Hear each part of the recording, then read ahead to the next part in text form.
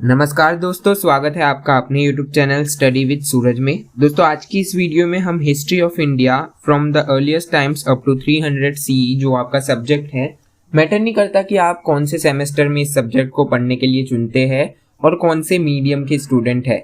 इस वीडियो को मैं बाइलैंग्वेज रखूंगा ताकि हिंदी और इंग्लिश दोनों ही मीडियम के स्टूडेंट समझ पाए। दूसरी बात, ये पीडीएफ हिंदी और इंग्लिश दोनों ही लैंग्वेजेस में अवेलेबल है। आप इस पीडीएफ को थोड़ा स्क्रॉल करेंगे तो आपको हिंदी में ही मिल जाएगा। और पीडीएफ कहाँ से डाउनलोड करना है इसकी इन्फॉर्मेशन मैं वीडियो में आगे बताऊंगा, क्योंकि अभी बता दूंगा तो पीडीएफ डाउनलोड कर लोगे और उसे पढ़ना स्टार्ट कर दोगे, वीडियो नहीं देखोगे। तो इसलिए मुझे भी व्यूअरशिप चाहिए, तो मैं आपको वीडियो के अंत तक डेफिनेटली बता दूंगा कि पीडीएफ कहाँ से आपको डाउनलोड करना है। और दूसरी बात कि अगर आपने मेरे टेलीग्राम चैनल को अभी तक ज्वाइन नहीं किया है तो डेफिनेटली इसे ज्वाइन कीजिएगा और चैनल को सब्सक्राइब कीजिएगा, ताकि आप जितनी भी इंफॉर्मेशन है DU SOL से रिलेटेड, NC वेब से रिलेटेड, वो आप टाइम पर पा सके। ठीक है, तो हम आज की इस वीडियो को वन शॉट वीडियो रखेंगे। एक ही वीडियो में पूरा का पूरा जो आपका सिलेबस है हिस्ट्री का वो कवर करने की कोशिश की जाएगी। ये वीडियो 1 घंटे से 1.5 घंटे की रहने वाली है, जिसमें हम इसकी 8 यूनिट है, टोटल 8 की 8 यूनिट इसी वीडियो में कवर करेंगे। बेसिकली हर यूनिट वाइज जो इम्पोर्टेंट क्वेश्चंस है उनको मैंने एक ही पीडीएफ में लाकर रख दिया है। और ये क्वेश्चन ऐसे क्वेश्चंस है कि अगर आपने इनको बहुत अच्छे से पढ़ लिया और समझ लिया ना, तो 80 to 90% सिलेबस आपका यहीं पर कवर हो जाता है। इसके अलावा आपको कुछ पढ़ना ही नहीं है। ये कुछ 26 क्वेश्चंस है इस पीडीएफ में। इन क्वेश्चंस को पढ़कर जाइए, डेफिनेटली आपको बहुत अच्छी CGPA मिल जाएगी। तो सबसे पहला क्वेश्चन जो है, evaluate the significance of literary sources to the study of ancient Indian history. देखिएगा, हिस्ट्री को पढ़ने के लिए 2 मेजर सोर्सेज होते हैं, एक तो लिटरेरी एंड आर्कियोलॉजिकल। तो यहाँ पर बात की गई है लिटरेरी सोर्सेज की। ठीक है, हमें कीवर्ड पकड़ने हैं। तो लिटरेरी सोर्सेज क्या होते हैं? देखिएगा, literary sources are the books and text written in the past that helps us in understanding history. मतलब कि लिटरेरी सोर्सेज कौन से सोर्सेज है या फिर स्रोत है? ये ऐसे स्रोत है जो पास्ट में, पूर्व में लिखे गए थे। अब ये है 2 तरीके के होते हैं, एक तो इंडिजिनस, दूसरे फॉरेनर। अब इंडिजिनस लिटरेरी सोर्सेज है, उसमें मोस्टली रिलीजियस बुक्स है, इसमें सेक्युलर बुक्स भी है। तो ब्राह्मणिकल टेक्स्ट की अगर बात करें तो इसमें वेदास आते हैं, एपिक्स आते हैं, जैसे कि महाभारत, रामायणा, पुराना, ये सारे जो है वो ब्राह्मणिकल टेक्स्ट्स है जो हमें कहीं ना कहीं पास्ट हिस्ट्री के बारे में जानकारी प्रोवाइड करवाते हैं। फिर आते हैं बुद्धिस्ट और जैन टेक्स्ट। यहाँ पर बुद्धिस्ट टेक्स्ट में त्रिपिटका है, जटका स्टोरीज है बुद्धिस्ट की, अगमाज है जैना के, वो बहुत इंपॉर्टेंट रोल प्ले करते हैं 6th सेंचुरी की हिस्ट्री की इंफॉर्मेशन के लिए, कि भाई वहाँ के लोग कैसे रहते थे, समाज कैसा था, वो ट्रेडिंग कैसे करते थे, किंग्स कैसे थे उस समय के। फिर आते हैं सेक्युलर लिटरेचर। अब सेक्युलर लिटरेचर में क्या है? धर्मशास्त्र है, अर्थशास्त्र है, बाण भट्ट द्वारा हर्ष चरिता लिखी गई थी, वो है। ये सारे सेक्युलर लिटरेचर है, जिसमें संगम लिटरेचर भी एक महत्वपूर्ण भूमिका निभाती है। फिर बात करते हैं फॉरेन अकाउंट्स की। फॉरेन अकाउंट्स में देखिएगा, जैसे कि चाइनीज पिलग्रिम्स आए, फाहियान आए, हुआंगजेंग आए, तेजंग आए, तो ये सारे जो थे वो इंडिया आए, उन्होंने इंडियन कल्चर्स को जाना, इंडियन संस्कृत को, इंडियन बुक्स को समझने की कोशिश की। उन्होंने बुद्धिज्म पर बहुत मतलब कि गहनता से रिसर्च की। उसके बाद उन्होंने अपनी अपनी पुस्तकें लिखी, उसमें उन्होंने इंडिया के, भारत के संस्कृति, संस्कार, कल्चर के बारे में बताया। हालांकि लिटरेरी सोर्सेज जो बाहर से आए हुए फॉरेन अकाउंट्स हमें प्रोवाइड करवाते हैं, उसमें क्या होता है ना कि कहीं कहीं पर हमें एग्जेजरेशन देखा जाता है, देखने को मिलता है कि कोई चीज इतनी थी नहीं जितनी ये बड़ा चढ़ाकर बता देते थे। तो यहाँ पर हमें एग्जेजरेशन देखने को मिलता है। दूसरा, वो आए थे बाहर से, तो फिर उनको मतलब कल्चर समझने में थोड़ी कठिनाइयां हो रही थी। तो मान लीजिएगा कि कोई कल्चर अच्छा था तो वो समझ बैठे कि ये कल्चर गलत था, या फिर कोई गलत था तो उस कल्चर को अच्छा लिख दिया। तो यहाँ पर इस तरीके से कोलैबोरेशन देखने को मिलती है। कहीं ना कहीं हमें इसकी सिर्फ यही खामी है कि जो विदेशी जो पर्यटक थे उस समय के, तो उन्होंने कहीं ना कहीं समझने में कल्चर को कुछ ना कुछ त्रुटि, गलती कर दी होगी। तो ये एक इसमें खामी है। अब बात करते हैं सेकंड क्वेश्चन की। सेकंड क्वेश्चन है आर्कियोलॉजिकल सोर्सेज के बारे में कि भाई आर्कियोलॉजिकल सोर्सेज यानी कि हिंदी में कहे तो पुरातात्विक जो स्रोत है उसके बारे में चर्चा करो। तो पुरातात्विक सोर्सेज क्या है? पुरातात्विक सोर्स या फिर आर्कियोलॉजिकल सोर्स ऐसे सोर्सेज होते हैं, स्रोत होते हैं जो फिजिकली हमें मिल जाए, जैसे कि इंस्क्रिप्शन हो गए, आपने अशोक के पिलर्स देखे होंगे, वहां पर हमें उन पिलर्स में लिखा हुआ पाते हैं तो उसे इंस्क्रिप्शंस कहते हैं। फिर कॉइन्स हो गए, मॉन्यूमेंट्स हो गए, टूल्स हो गए जो हमें पाए जाते हैं एक्सकवेशन के द्वारा, खुदाई के द्वारा हम पाते हैं। जैसे हड़प्पन सभ्यता को जब हम पढ़ते आगे हम पढ़ेंगे तो वहां पर हमें डिफरेंट आर्टिफैक्ट्स मिले, वहां पर हमें पोर्ट्री मिली, प्रिस्ट किंग मिले, तो ये सारे आर्कियोलॉजिकल सोर्सेज है। अब यहाँ पर आपको ये जानना जरूरी है, history, pre history and proto history में अंतर आपको पता होना चाहिए। देखिएगा, प्री हिस्ट्री ऐसी हिस्ट्री होती है जहां पर हमें आर्टिफैक्ट यानी कि आर्कियोलॉजिकल सोर्सेज मिलते हैं, बट उसकी हमें रिटर्न जो लिटरेरी सोर्सेज है प्री हिस्ट्री के हमें कहीं पर भी नहीं मिलते। प्रोटो हिस्ट्री ऐसी हिस्ट्री है जिसके हमें आर्कियोलॉजिकल सोर्सेज भी मिलते हैं, रिटर्न सोर्सेज भी मिलते हैं, लेकिन जो रिटर्न सोर्सेज है उन्हें डिसाइफर्ड नहीं किया गया है, मतलब आज तक उसमें लिखा क्या गया है वो अभी तक हम पढ़ नहीं पाए। जैसे कि इंडस वैली सिविलाइजेशन जिसे हड़प्पा सभ्यता कहते हैं, वहां पर हमें लिखी हुई कई सारी चीजें मिली है लेकिन अभी तक हम उसे पढ़ नहीं पाए। फिर आती है हिस्ट्री जिसके आर्कियोलॉजिकल सोर्सेज और जो लिटरेरी सोर्सेज है दोनों ही अच्छे से हम पढ़ भी पाते हैं और समझ भी पाते हैं। तो प्री हिस्ट्री की अगर बात करें तो यहाँ पर क्या है, ये एक ऐसी हिस्ट्री है जहां पर राइटिंग एग्जिस्ट नहीं करती थी। आर्कियोलॉजिकल सोर्सेज की बात करें तो इसमें हमें बहुत इंफॉर्मेशन मिलती है, जैसे कि हमें बुर्जाहोम गुफ्राल जो कि साइट्स है जम्मू एंड कश्मीर में, भीमबेटका मध्य प्रदेश की साइट है, होंगसी जो कर्नाटक के आसपास साइट्स मिलती है। इन साइट्स में हमें गुफाएं मिली है, वहां पर चित्र मिले हैं, कई लोग जो उस समय मरे होंगे उनकी हड्डियां मिली है, कंकाल मिले हैं, तो कहीं ना कहीं इससे हमें प्री हिस्ट्री के बारे में जानकारी मिलती है। फिर साइंटिफिक डेट्स, अब यहाँ पर देखिएगा कोई स्कल मिलता है किसी, मान लीजिएगा जानवर का, हड्डियां मिलती है या फिर कोई मटके के टुकड़े मिल जाते हैं हमें, तो हम उसकी कार्बन डेटिंग करते हैं। तो कार्बन डेटिंग करके हमें कहीं ना कहीं कुछ ना कुछ पता लगता है, जैसे कि ईंटें मिली है मोहनजोदाड़ो में, हड़प्पा में, तो उन ईंटों की कार्बन डेटिंग करके हम ये जानकारी प्राप्त कर सकते हैं कि ये कितना पुराना है और कब ये कैसे बनाया गया था एक्सेट्रा, मतलब कितना पुराना है, इसका कालखंड जो है हम लगभग पता लगा सकते हैं। फिर उसके बाद आता है इंस्क्रिप्शंस या फिर एपिग्राफी।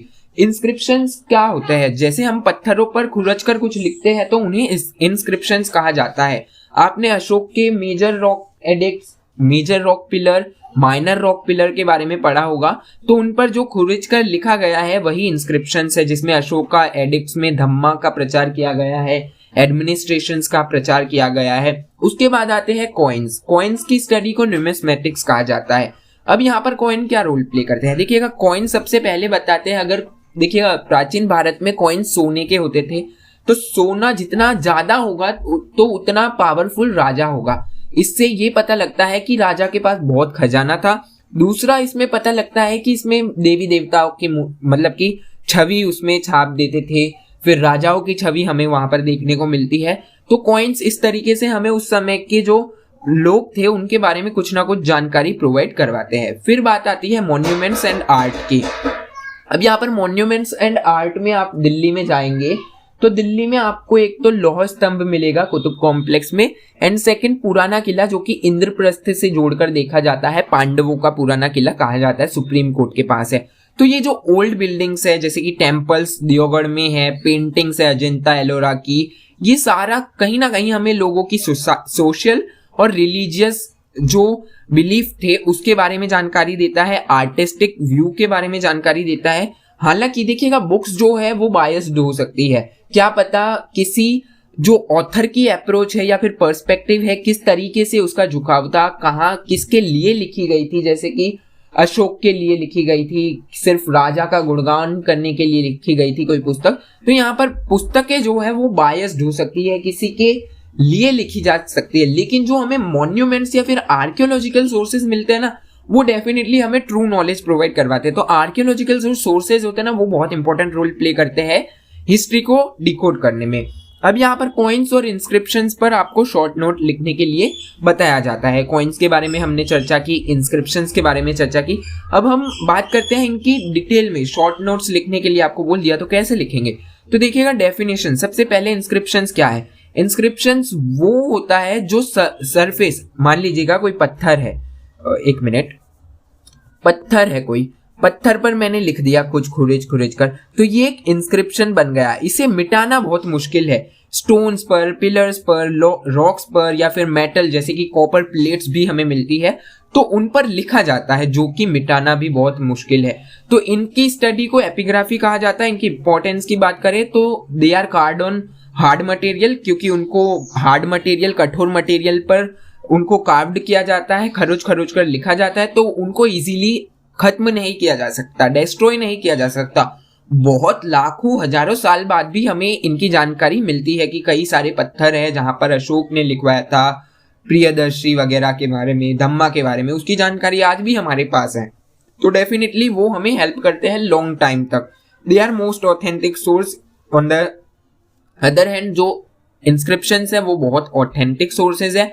इंफॉर्मेशन किसकी प्रोवाइड होती है यहाँ पर? देखिएगा कोई पोएट है तो कोई राजा को प्रेज कर रहा है, जैसे कि समुद्रगुप्त को प्रेज करने के लिए कुछ इंस्क्रिप्शन मिलते हैं। अशोका के धम्मा के इंस्क्रिप्शंस मिलते हैं। अशोका की जो स्क्रिप्ट थी, ब्राह्मणी स्क्रिप्ट, वो किसने डिसाइफर्ड की थी उसको कमेंट कीजिएगा। डेफिनेटली बहुत इजी क्वेश्चन है, आप बता सकते हैं, आप गूगल कर कर भी बता सकते हैं और कमेंट जरूर कर सकते हैं कि अशोका की जो पिलर्स है उसको डिसाइफर्ड करने में सबसे महत्वपूर्ण भूमिका किसकी रही है। ओके, कॉइन्स के बारे में चर्चा करते हैं। तो कॉइन्स के बारे में मैंने आपको बताया है कि कॉइन्स की स्टडी को न्यूमिस्मेटिक कहते हैं। कॉइन्स बहुत इंपॉर्टेंट रोल प्ले करते हैं। सोने के, सिल्वर के, कॉपर के सिक्के बनाए जाते थे एंशिएंट हिस्ट्री में। अब अर्ली और लेटर कॉइन्स की बात करें तो अर्लीस्ट कॉइन जो थे ना, प्राचीनतम कॉइन्स, वो पंचमार्क्ड कॉइन थे।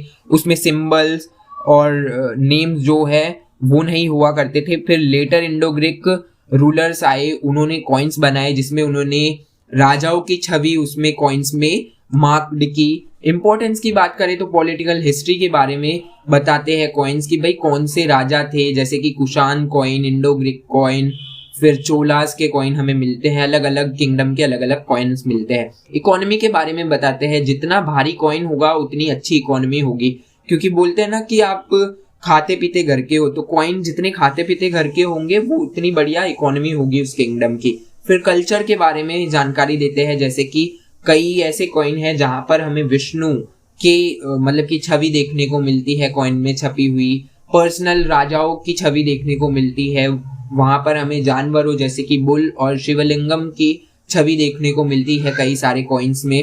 तो ये कॉइन कल्चर्स के बारे में बताते थे। Question number 3, discuss the main feature of Palaeolithic Mesolithic culture. अब देखिएगा पैलियोलिथिक एंड मेसोलिथिक का क्या मतलब होता है। पैलियो का मतलब होता है पुराना और लिथिक का मतलब होता है पत्थर, यानी कि पूरा पाषाण काल।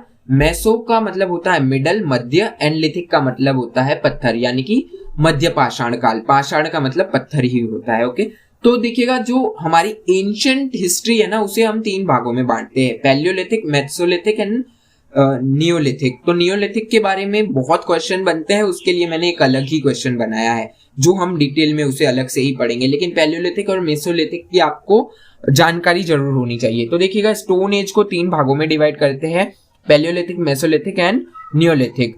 तो यहाँ पर सबसे पहले ओल्ड स्टोन एज के बारे में जानते हैं, पैलियोलिथिक। इसका टाइम फ्रेम जो है वो लगभग 2 मिलियन साल से 10,000 BC तक का बताया जाता है, जो कि प्लेस्टोसिन एज थी। प्लेस्टोसिन यानी कि आइस एज थी उस टाइम। तो इसमें अगर टूल्स की बात करें, first of all palaeolithic age को 3 भागों में डिवाइड किया जाता है, lower palaeolithic, middle palaeolithic and upper palaeolithic. तो अर्ली ह्यूमंस जो थे वो रफ स्टोन्स की यूज करते थे, मतलब कि बड़े बड़े पत्थर्स को वो यूज करते थे। हैंड एक्सेस थे, क्लेवर्स थे, चॉपिंग टूल्स मतलब कि काटने के लिए, चाहे वो खाल या फिर फ्रूट वगैरह काटते होंगे, तो ये टूल्स कॉमन थे। फिर आए मिडिल पैलियोलिथिक एज, यहाँ पर टूल्स जो थे वो स्मॉलर बनते गए, फ्लेक्स आई, स्क्रैपर्स आए। फिर अपर पैलियोलिथिक एज आई। इसमें क्या हुआ कि इस फेज में ब्लेड्स, बुरिन्स वगैरह देखने को मिली। लाइफस्टाइल में थोड़ी चेंज आती गई। पीपल जो थे वो हंटर गैदरर थे, मतलब कि हंटिंग करते थे और फ्रूट्स वगैरह को गैदर करते थे जंगलों से। वो जूम खेती, हालांकि खेती तो इस समय नहीं आई थी, खेती मेसोलिथिक के एंड में आई थी। They did not know agriculture. देखिएगा, पैलियोलिथिक एज में एग्रीकल्चर नहीं जानते थे, हंटिंग एनिमल्स पर और गैदरिंग फ्रूट एंड रूट्स पर वो निर्भर थे। वो रॉक यानी कि गुफाओं में रहा करते थे। भीमबेटका उसका सबसे बढ़िया उदाहरण है। मेसोलिथिक मध्य पाषाण काल की अगर चर्चा करें तो ये हमें एक ट्रांजिशन जोन में देखने को मिलता है। तो यहाँ पर 9000 BCE से स्टार्टिंग हो जाता है। अब यहाँ पर क्या हुआ कि क्लाइमेट जो है वो थोड़ा गर्म होने लग गया। वायु जो है, मतलब कि जो पर्यावरण है वो थोड़ा आइस एज से थोड़ा आइस पिघलकर गर्म होने लगा, वार्म होने लगा है। तो यहाँ पर टूल्स जो थे वो माइक्रोलिथ्स थे, टाइनी छोटे छोटे टूल्स यूज किए गए। जियोमेट्रिक शेप्स आई, ट्राइंगल्स आए, यूनिट्स आए, क्रिसेंट शेप बनाई गई। अटैच्ड वुडन, मतलब कि अब यहाँ पर पत्थरों या टूल्स के साथ लकड़ी को भी जोड़ दिया गया। लाइफस्टाइल यहाँ पर चेंज होने लग गई। जो पीपल थे, लोग थे, वो हंटर गैदरर थे, साथ में जानवरों को डोमेस्टिकेट यानी पालना स्टार्ट कर दिया। जैसे कि बागौर राजस्थान, आदमगढ़ जो एक जगह है, वहां पर हमें कहीं ना कहीं हर्डिंग और शिप गोट्स यानी कि बकरी, भेड़ बकरी की जानकारी मिलती है। आर्ट की बात करें तो भीमबेटका की गुफाओं में, रॉक में आर्ट कर रखा है उन्होंने, ड्राइंग्स छाप रखी है, गेहुए रंग की ड्राइंग्स है। तो ये सब हमें यहाँ पर इनकी जानकारी देखने को मिलती है पैलियोलिथिक एंड मेसोलिथिक एज की। अब पैलियोलिथिक एज जो है वो उसने ह्यूमन सर्वाइवल का जो कहते हैं ना फाउंडेशन रखा था। मेसोलिथिक एज में थोड़ा एग्रीकल्चर वगैरह डेवलप हुआ, जो कि फुली डेवलप्ड हुआ था नियोलिथिक पीरियड में। अब नियोलिथिक पीरियड जो था वो बहुत इंपॉर्टेंट रोल प्ले करता था। क्वेश्चन नंबर 4 है जिसमें हम Neolithic feature, geography, distribution, subsistence patterns के बारे में जानेंगे। तो नियोलिथिक पीरियड जो था उसे मार्क करते हैं major shift in human history के रूप में। इसे हमेशा नियोलिथिक यानी कि नियोलिथिक नया युग का रेवोल्यूशन कहा जाता है, नियोलिथिक रेवोल्यूशन या फिर ट्रांसफॉर्मेशन कहा जाता है। It was the last stage of stone age where humans moved from being hunters to gatherer to becoming food producer. मतलब ये ऐसी एज थी जहां पर लोग पहले हंटर गैदरर हुआ करते थे, फिर यहाँ पर ट्रांसफॉर्मेशन हुआ कैसा, फूड प्रोड्यूसर का। मतलब यहाँ पर एग्रीकल्चर होने लगा, मतलब कि ये खेती बाड़ी करना शुरू करते हैं। अब टूल्स की बात करें तो पहले जो पीरियड में हमने देखा कि टूल्स जो थे वो मतलब कि ऐसे ही थे, पत्थरों को थोड़ा छोटा कर दिया था। लेकिन अब यहाँ पर पॉलिश्ड टूल्स को यूज करने लग गए, बहुत अच्छे से डिजाइन बनाने लग गए। उन्होंने पेसल्स, मोटार्स का यूज करना, क्वांस, ग्रीन का यूज करना स्टार्ट कर दिया। एक्सेस, सेल्स और फॉरेस्ट को क्लियर करना स्टार्ट कर दिया। लकड़ियों को जंगलों से काटना स्टार्ट कर दिया। इन्होंने सेटल्ड लाइफ, कहीं ना कहीं घरों में रहना स्टार्ट कर दिया, जैसे कि परमानेंट विलेजेस बनाए। हमें बुर्जाहोम और गुफ्तकाल जो कि कश्मीर है वहां पर हमें पिट ड्वेलिंग देखने को मिलती है, जैसे कि जमीनों में ऐसे गड्ढा करते थे और यहाँ पर सीढ़ियाँ थी, यहाँ पर चूल्हे थे, बाहर भी एक चूल्हा था। कि ये हमें दर्शाता है कि जब बारिश या ऐसा मौसम आता था सर्दियों में तो ये घरों में जाते थे, अन्यथा ये बाहर भी रहा करते हैं। तो हमें बुर्जाहोम गुफ्तकाल में सेटल्ड जो लाइफस्टाइल थी वो देखने को मिलता है। सूर्य से सुखा के इन्होंने ईंटों का प्रयोग करना स्टार्ट कर दिया था, एटसेट्रा हमें यहाँ पर देखने को मिलता है। अब यहाँ पर पोट्री यानी कि मटके, मृदभांड वगैरह देखने को मिलते हैं। प्लीज इग्नोर कीजिएगा बैकग्राउंड नॉइस को। जियोग्राफिकल डिस्ट्रीब्यूशन की बात करें तो नॉर्थ वेस्टर्न इंडिया जो कि बलूचिस्तान में हमें मेहरगढ़ जो कि हाल ही में पाकिस्तान में स्थित है, वहां पर मड ब्रिक से बने हाउसेज, वेट, बार्ली के बारे में जानकारी मिलती है, भेड़ बकरी के बारे में जानकारी मिलती है कि कहीं ना कहीं उन्होंने इन्हें पालना स्टार्ट कर दिया था। फिर north eastern India, northern India की बात करें कश्मीर साइड्स में, तो वहां पर बुर्जाहोम एंड गुफ्तकाल में यूनिक फीचर मिले हैं पिट ड्वेलिंग की, जो मैंने अभी आपको बताया, जहां पर हाउसेज है जमीन के अंदर डक करके वहां पर लोग रह रहे थे। बोन टूल्स का यूज यहाँ पर देखा गया। माइक्रोलिथ फेज थी ये। फिर उसके बाद सेंट्रल इंडिया जाके विंध्यास में आते हैं। मध्य प्रदेश को जब आप देखेंगे तो मध्य प्रदेश के नॉर्थ में विंध्यास रेंज जो है वहां पर हमें कोल्डी हवा और महागारा, उत्तर प्रदेश कोल्डी हवा प्रोवाइड हमें एविडेंसेस, जहां पर हमें राइस कल्टीवेशन के बारे में जानकारी मिलती है। मिड गंगा वैली की अगर बात करें तो वहां पर चिरान जो कि बिहार की एक बहुत फेमस और सबसे लार्जेस्ट साइट है, वहां पर हमें एंटलर्स बोन देखने को मिलता है, जो गाय भैंसों के सींग नहीं होते वो हमें देखने को मिलते हैं यहाँ पर। देन पीपल यहाँ पर राइस का कल्टीवेशन करते हैं, वीट, बार्ली, लेंटिल्स का कल्टीवेशन करते हैं। ईस्टर्न इंडिया की अगर बात करें तो दाऊजाली हेडिंग जो कि असम और कुचाई इन उड़ीसा में स्थित है, वहां पर हमें कॉर्ड मार्क्ड पॉटरी देखने को मिलती है, मटके मिलते हैं देखने को, स्टोन एक्सेस देखने को मिलती है। साउथ इंडिया की बात करें तो मेजर साइट्स में यहाँ पर देखिएगा नियोलिथिक एज की साउथ इंडिया में बहुत सारी साइट्स थी। तो यहाँ पर संगाकालू जो थी, पिकली हाल एंड मस्की जो कर्नाटका में थी, आंध्र प्रदेश में थी, ये बहुत यूनिक साइट थी क्योंकि यहाँ पर एशमोन्स पाए गए हैं, heaps of burnt cow dung पाए गए हैं। यहाँ पर हमें पता चलता है कि काऊ के जो उपले थे वहां पर बहुत बड़ी मात्रा में एक साथ इकट्ठे करके जलाए गए थे या फिर रखे गए थे, उसके बारे में हमें जानकारी मिलती है। There economy relied on cattle herding and growing millets, मतलब कि रागी, और कैटल हर्डिंग मतलब कि पशुपालन में उनकी इकोनॉमी आगे बढ़ी। अब यहाँ पर है रॉक कट आर्किटेक्चर पर आपको प्री हिस्टोरिक से रिलेटेड एक ऐसे लिखना है या फिर शॉर्ट नोट लिखना है। तो rock art is one of the most important sources for understanding the life of early humans before they had a written language. मतलब कि देखिएगा हमारे पास जब लिखित में कुछ नहीं मिल रहा था तो उससे पहले तो हम रॉक आर्ट पर ही निर्भर थे। जैसे कि हमें भीमबेटका की गुफाओं में चित्रकारी मिलती है, उन चित्रकारी के हिसाब से हमने कहीं ना कहीं देखा कि पहले इंसान जानवरों के पीछे भागते थे, फिर जानवर इंसानों के पीछे भागते थे। तो यहाँ पर हमें पता चलता है कि यहाँ कहीं ना कहीं हंटिंग गैदरिंग का सिस्टम था। फिर वहां पर कहीं ना कहीं पेंटिंग में हमें मिला कि कहीं ना कहीं फूल पत्तों से ये कपड़े बनाकर पहनते थे। तो ये रॉक कट पेंटिंग्स जो है वो हमें प्राइमरी जो इन्फॉर्मेशन है वो प्रोवाइड करवाती है मेसोलिथिक पीरियड की। अगर की साइट्स की बात करें तो भीमबेटका मध्य प्रदेश की सबसे इंपॉर्टेंट साइट्स है। अजंता और एलोरा की गुफाएं जो महाराष्ट्र में है वो भी इंपॉर्टेंट साइट्स है। आदमगढ़, प्रतापगढ़, मिर्जापुर, ये सारी इंपॉर्टेंट साइट्स है। अब बात करते हैं पेंटिंग की, तो हंटिंग गैदरिंग के बारे में हमें देखने को मिलता है। सोशल लाइफ के बारे में यहाँ पर जानकारी मिलती है। एनिमल्स के बारे में जानकारी मिलती है कि जैसे कि डियर, बोर, एलिफेंट, टाइगर वगैरह यहाँ पर हुआ करते थे, राइनासोरस हुआ करते थे। तो ये पेंटिंग्स जो है हमें इकोनॉमिक टाइम के बारे में, उनके डांसिंग यानी कि उनके कल्चरल कम्युनिटी बॉन्डिंग के बारे में जानकारी देते थे। वो कलर्स, कौन से कलर्स से मतलब कि जानकारी रखते थे कलर्स की, जैसे कि रेड कलर और वाइट कलर वहां पर मिला है लेकिन ब्लू कलर नहीं मिला, ये ध्यान रहे।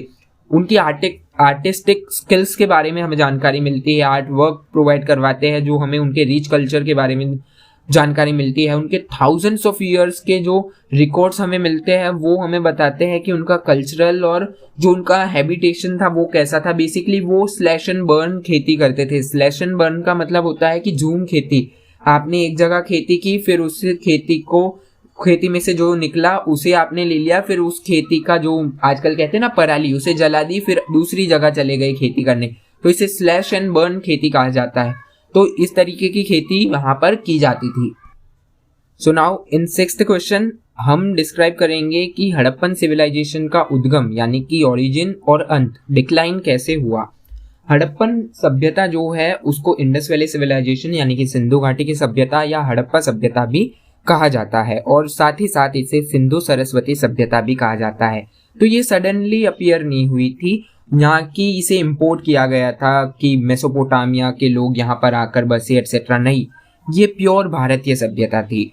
इसमें क्या था, इंडिजिनस रूट है, मीनिंग ये लोकली डेवलप्ड हुई थी। विलेजेस यहाँ डेवलप हुए, कल्चर्स यहाँ डेवलप हुए। नॉर्थ वेस्टर्न पार्ट के बहुत सारे ऐसे प्लेसेस थे जहाँ पर इसकी इम्पोर्टेंट साइट्स हमें देखने को मिलती है। ठीक है, तो फिर यहाँ का अगर हम बैकग्राउंड देखने की कोशिश करें हड़प्पन सभ्यता के, तो इसके रूट्स जो है वो कहीं ना कहीं फार्मिंग कम्युनिटी यानी कि जो कृषि कम्युनिटी समाज था उससे जोड़कर देखे जाते हैं। जैसे कि मेहरगढ़ जो है, मेहरगढ़ हमने नियोलिथिक एज में भी पढ़ा। ठीक है, तो मेहरगढ़ जो है वो बहुत इंपॉर्टेंट प्लेस है। ये बलूचिस्तान हाल ही के पाकिस्तान में स्थित है, जहाँ पर हमें कहीं ना कहीं एग्रीकल्चर यानी कि खेती बाड़ी और कैटल रेयरिंग के बारे में जानकारी मिलती है। अर्ली फेसेस की बात करें तो देखिएगा ये मैच्योर सिटीज थी। There were earlier cultures like Amri, Kot Diji, जो हड़प्पन कल्चर की साइट्स थी। यहाँ पर हमें कहीं ना कहीं fortified settlements, planned streets, distinct pottery वगैरह देखने को मिलती है, जो हड़प्पन सिटी में देखिएगा इंटरसेक्ट करती थी गलियां एक दूसरे को 90 डिग्री में। यहाँ पर हमें सिटाडेल एक ऐसी जगह थी जहाँ पर कहा जाता है कि राजा रहा करता था। ऊपरी भाग पर एक महल बनाया गया था जो कि फोर्टिफाइड था, सिटाडेल कहा गया, और लोअर स्थान पर जो सिटी बसाई गई उसे लोअर टाउन कहा गया था। यहाँ पर आम लोग रहा करते थे। तो ये हड़प्पा की खासियत थी। अब डिक्लाइन की बात करें तो डिक्लाइन में देखिएगा आर्यन इन्वेजन थियरी बताया जाता है कि आर्यंस जो थे उन्होंने इन्वेड कर दिया और फिर हड़प्पन्स को मार दिया गया, इनके बीच क्लैश हुई एटसेट्रा, ये बताया जाता है। हालांकि कई हिस्टोरियंस ने इसे नकारा भी है। नेचुरल कैलेमिटीज की जो थियरी है उसे बहुत सारे हिस्टोरियंस ने एक्सेप्ट किया है कि भाई यहाँ पर फ्लड आया होगा जिसने पूरे ही मतलब कि एक साथ नहीं लेकिन समय लगा होगा पूरे ही हड़प्पन कल्चर को समाप्त कर दिया, कि नेचुरल कैलेमिटीज के कारण ये समाप्त हो गई। लेयर ऑफ सिल्ट हमें यहाँ पर सजेस्ट करती है, रिपीटेड फ्लडिंग यहाँ पर हो गई, अर्थक्वेक, टेक्टोनिक जो शिफ्ट्स थी वो यहाँ पर देखने को मिल गई। रिवर जैसे कि घाघर हाकरा जो कि सरस्वती नदी थी वो सूख गई, जिसके कारण ये जो सिविलाइजेशन थी वो समाप्त हो गई।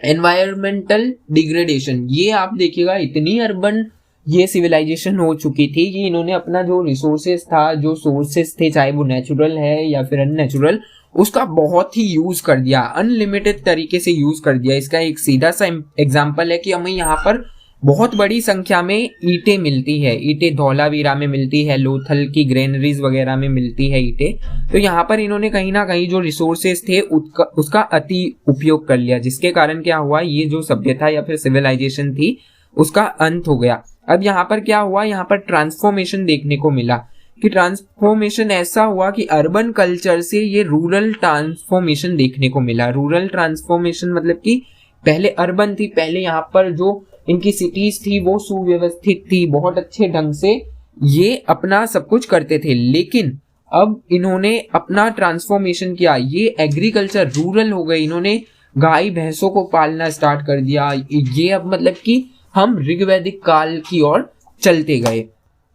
अब यहाँ पर देखिएगा हड़प्पन सिविलाइजेशन या अर्बन प्लानिंग के मतलब कि जो सेलिएंट फीचर थे उसके बारे में डिस्क्राइब करूंगा मैं आपको। तो हड़प्पन सिविलाइजेशन साउथ एशिया की सबसे इम्पोर्टेंट सिविलाइजेशन है, डेफिनेटली चाइना की सिविलाइजेशन भी एक इम्पोर्टेंट सिविलाइजेशन है। यहाँ पर हमें रिमार्केबल फीचर्स देखने को मिलते हैं।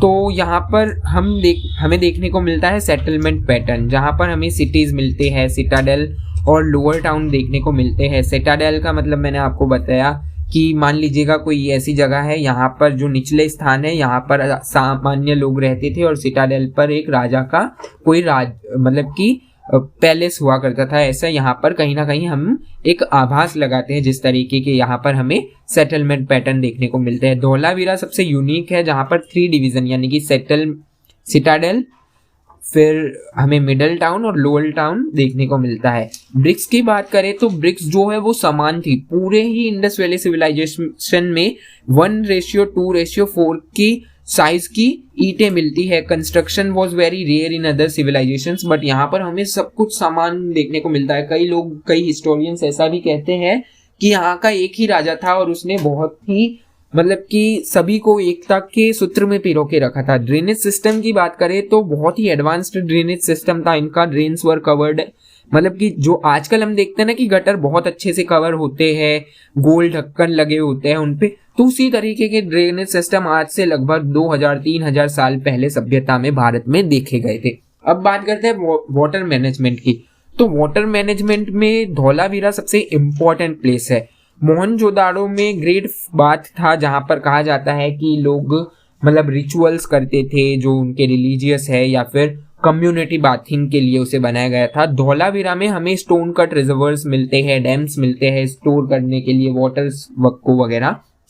स्ट्रीट्स की बात करें तो स्ट्रीट्स जो है वो 90 डिग्री एंगल में काटी गई थी, राइट एंगल में, ठीक है, कि जैसे कि ये स्ट्रीट जारी है, ये स्ट्रीट जारी है, मतलब कि आप देखते हैं ना चौराहे वगैरह वो देखने को मिलते हैं। यहाँ पे जो घर थे, हर घर की एक दीवार कहीं ना कहीं नाली से जुड़ी थी और वो छोटी नाली बड़े बड़े नालों में जाकर अपना जो वेस्ट मटेरियल है वो डालती थी। तो यहाँ पर कहीं ना कहीं बहुत ही प्लेन्ड तरीके से यहाँ पर इस सिविलाइजेशन को देखने को मिलता है। अब 8th क्वेश्चन जो है इसमें इकोनॉमी ऑफ हड़प्पन सिविलाइजेशन, जैसे कि हड़प्पन सिविलाइजेशन की अगर इकोनॉमी को देखे तो ये कहीं ना कहीं एग्रीकल्चर यानी कि कृषि, क्राफ्ट यानी कि जो मतलब कि स्कल्पचर या फिर जो मटके वगैरह बनाते थे उस पर निर्भर थी, ट्रेड पर निर्भर थी।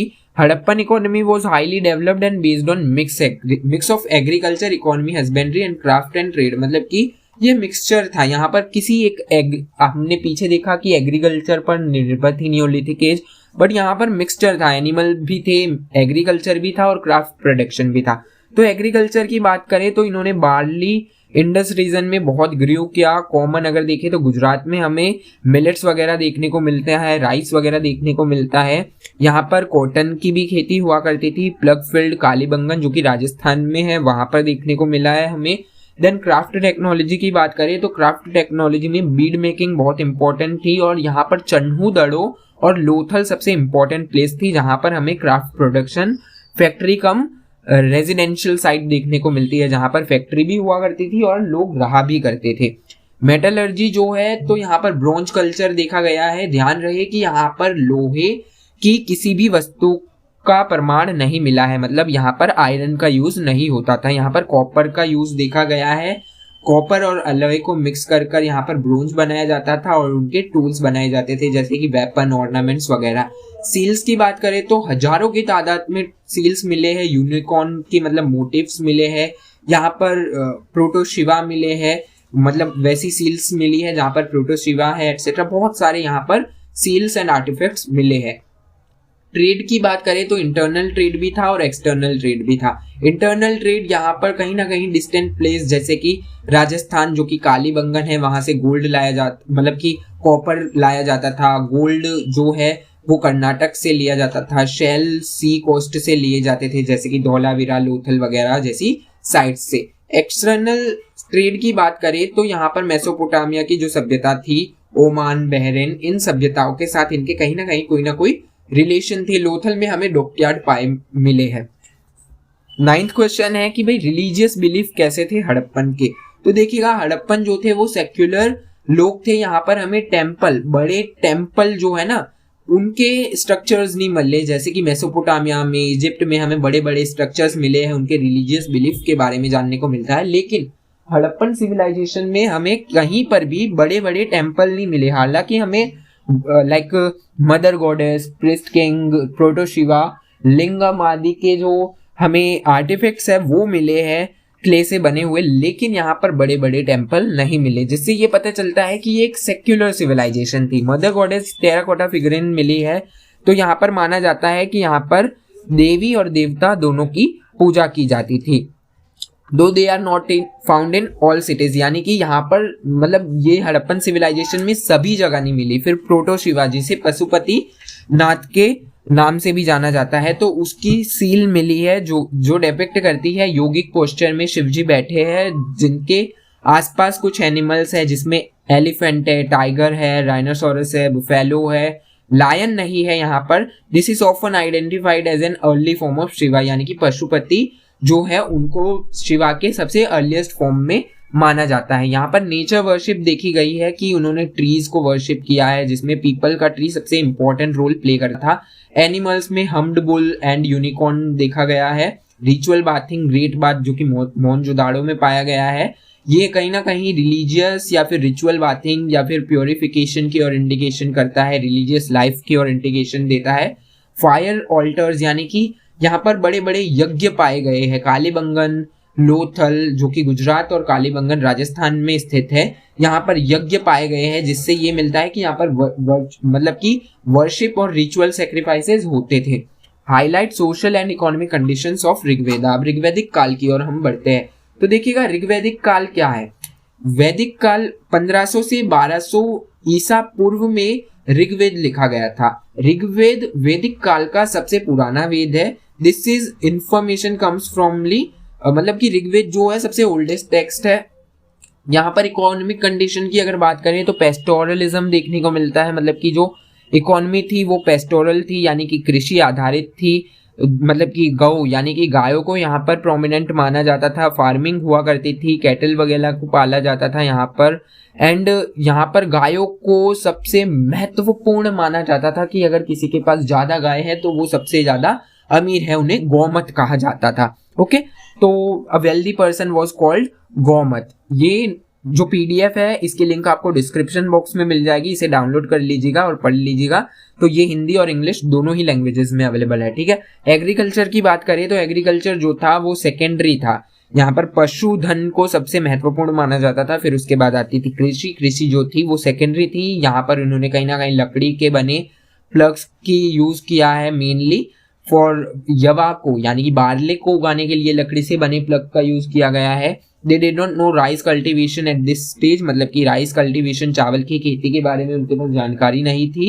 क्राफ्ट प्रोडक्शन की अगर बात करें तो यहाँ पर रथ मेकर जो थे उनको बहुत ही इंपॉर्टेंट प्लेस मिला था, लेदर वर्कर्स देखे गए थे और सरप्लस प्रोडक्शन जो था वो बिग सिटीज में देखा नहीं गया था। सोशल कंडीशन की बात करें तो ट्राइबल स्ट्रक्चर था, सोसाइटी जो थी ट्राइब्स में यानी कि जना में, विस यानी कि क्लेन में स्थापित थी। सेटल्ड किंगडम्स हुआ करते थे। वुमेन की पोजीशन करें तो वुमेन जो थी वो बहुत ही रिस्पेक्टेड थी, रिस्पेक्ट दी जाती थी वुमेन को। There was no child marriage, मतलब कि बाल विवाह नहीं होता था। Women could participate in assemblies, like जो महिलाएं थी वो सभा और समिति दोनों में वो पार्टिसिपेट कर सकती थी। यहाँ पर कई सारी वुमेन जो थी वो हमें पोर्ट्स और सेजेस के रूप में देखने को मिलती है। रिजिड कास्ट सिस्टम नहीं था, यहाँ पर सोशल डिवीजन बेस्ड था, वर्ण सिस्टम था, लेकिन रिजिड नहीं था। यहाँ पर बर्थ आधारित, कोई भी जाति से नहीं आते थे, मतलब कि अपने कर्म से देखा जाता था कि कौन कितना मतलब कि कैपेबल है, ना कि जन्म से देखा जाता था। ये famous words mentions a family where the father is a doctor. Rigveda में एक फेमस वर्ब है जहाँ वर्ड्स है जहाँ पर एक फादर डॉक्टर है, मदर ग्रैंड्स कौन है एंड सन जो है वो पोएट है। मतलब यहाँ पर रिजिड कास्ट सिस्टम जो था वो नहीं देखा गया। अब बात करते हैं लेटर वैदिक पीरियड की। तो लेटर वैदिक पीरियड जो है उसे 1000 से 600 BC के आसपास देखा गया है। तो यहाँ पर सिग्निफिकेंट चेंजेस देखने को मिलते हैं।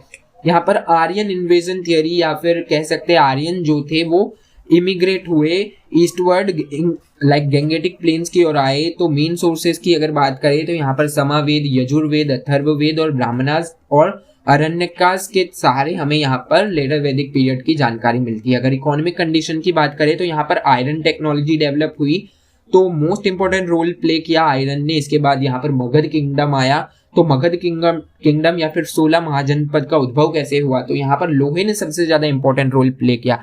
आयरन को बाय द वे यहाँ पर कृष्ण आयास कहा जाता था। आयरन जो है, अब यहाँ पर जो औजार थे एक्सेस मतलब कुल्हाड़ी वगैरह जो थी वो आयरन लोहे की बनाई गई। अपर गंगेटिक वैली में फार्मिंग के लिए कहीं ना कहीं लोहे के बने औजारों का प्रयोग किया गया। एग्रीकल्चर की बात करें तो एग्रीकल्चर बहुत इंपॉर्टेंट हो गया। पहले हमने ऋग्वैदिक काल में देखा कि वहां पर पशुधन को इंपॉर्टेंट माना गया, लेकिन लेटर वैदिक काल में एग्रीकल्चर को इंपॉर्टेंस दी गई।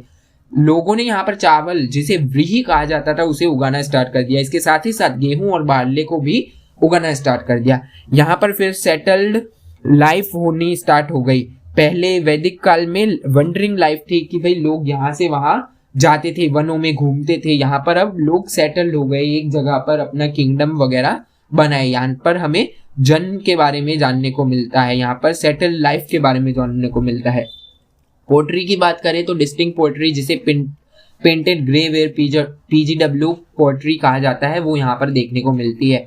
अब यहाँ पर टेरिटोरियल राइज देखने को मिलता है। जनपद की जो कॉन्सेप्ट है वो यहाँ पर इमर्ज होता है। लोगों ने यहाँ पर किंगडम बनाने शुरू कर दिए, ट्राइब्स बनाने शुरू कर दिए।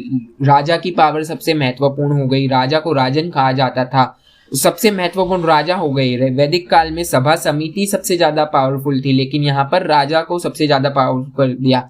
जो पॉपुलर ट्राइबल असेंबलीज थी, सभा समिति, उन्होंने अपनी इंपॉर्टेंस लॉस्ट कर दी और जो विमेन थी उनको भी कहीं ना कहीं यहाँ पर कुछ समस्याओं का सामना करना पड़ा। यहाँ पर जो चीफ्स एंड प्रीस्ट थे उनका डोमिनेशन बढ़ गया। टैक्सेशन की बात करें तो वॉलेंट्री ऑफरिंग जो थी उसे बलि कहा गया। Rigvedic period became a mandatory tax to support the king and his army. मतलब कि जो वॉलेंट्री बलि जो ऋग्वैदिक काल में अपने इच्छा से देनी थी वो अब यहाँ पर जरूरी हो गई कि सभी को देनी है, आर्मी को प्रोटेक्ट करने के लिए, किंग को सपोर्ट करने के लिए। सो यहाँ पर ऑर्गेनाइज सिस्टम जो था कलेक्शन का वो नहीं देखा गया। अब यहाँ पर मेगालिथिक के बारे में, मेगालिथिक कल्चर के बारे में साउथ इंडिया की यहाँ पर क्वेश्चन पूछा गया है। तो मेगालिथिक टर्म जो है वो ग्रीक वर्ड मेगास से आया है जिसका मतलब ग्रेट और लिथोस का मतलब होता है स्टोन। ये मतलब लार्ज स्टोन ग्रेव्स और मॉन्यूमेंट्स के बारे में कहीं ना कहीं जानकारी प्रोवाइड करवाता है, जैसे कि memories of the dead etcetera, monument building etcetera के बारे में। तो साउथ इंडिया के कल्चर की बात करें तो types of burials, there were different types of megalithic found in Deccan South India, जैसे कि dolmens, table like stone structure, box like stone coffin buried underground, मतलब कि कॉफिन जैसे जो थे वो जमीन में दफनाए हमें मिलते हैं। मैन हिल्स जो सिंगल टॉल स्टैंडिंग स्टोन यहाँ पर देखने को मिलता है। स्टोन सर्कल्स देखने को मिलते हैं जो कि large stone arranged in circle around a grave, मतलब कि एक ग्रेव है उसके आसपास बड़े बड़े पत्थर जो थे वो हमें देखने को मिलते हैं। देन आयरन एज कल्चर यहाँ पर देखने को मिलता है। मेगालिथिक जो पीपल है उन्होंने फुल स्केल में आयरन का यूज करना स्टार्ट कर दिया है। एक्सकवेशन यहाँ पर बताते हैं कि इन्होंने होज, सिकल, वेपन्स, स्पीयर, डैगर्स जो कि खंजर कहा जाता है उनका यूज करना स्टार्ट कर दिया। ब्लैक एंड रेड वेयर यहाँ पर पोट्री देखने को मिलती है। वहां पर हमने पीजीडब्ल्यू के बारे में देखा, पॉलिश्ड वेयर पोट्री देखने को मिली, यहाँ पर ब्लैक वेयर रेड पोट्री देखने को मिलती है। तो डिस्टिंक्ट टाइप ऑफ पोट्री ये थी, ऑलमोस्ट मेगालिथिक ग्रेव्स के पास पाई गई है। इकोनॉमी की बात करें तो यहाँ पर मिक्स्ड इकोनॉमी थी, टैंक इरिगेशन था, कैटल रेयरिंग था। बिलीफ्स की बात करें तो ये कहीं ना कहीं practice of burning items like pots को जलाते थे, मतलब वो कहते हैं ना कि जितना मटका आग में जलता है उतना अच्छा खनकता है, तो यहाँ पर कहीं ना कहीं पोट्स को जलाना स्टार्ट कर दिया। आयरन टूल्स बनाने स्टार्ट हो गए। ज्वेलरी यानी कि आभूषण, मतलब सोने चांदी के आभूषण या फिर तांबे के आभूषण बनाना स्टार्ट कर दिया। That suggest believe that afterlife, मतलब कि जो ग्रेव्स थी वो यहाँ पर सजेस्ट करती है कि उनके साथ जो आभूषण और जो पशुओं को दफनाया जाता था वो कहीं ना कहीं ये बताता है कि वो लोग जो थे मेगालिथिक कल्चर के जो लोग थे वो कहीं ना कहीं मानते थे कि मरने के बाद एक दूसरी जिंदगी होती है, उस पर भी ये बिलीव करते थे। नाउ 13th क्वेश्चन जो है यहाँ पर हम मगध के बारे में बात करेंगे। अब यहाँ पर 16 महाजनपद में सबसे इंपॉर्टेंट जो मगध था उसके बारे में चर्चा करेंगे। तो मगध जो था सबसे मोस्ट पावरफुल किंगडम इमर्ज हुआ था नॉर्थ इंडिया में 6th to 4th सेंचुरी के आसपास।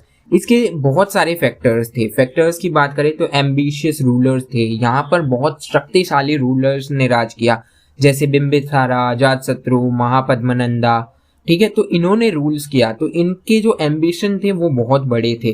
वो कहते हैं ना, बड़े सपने देखोगे तो कहीं ना कहीं कुछ ना कुछ तो बड़ा कर पाओगे, आसमान से गिरोगे तो खजूर के पेड़ पर तो लटकोगे ही।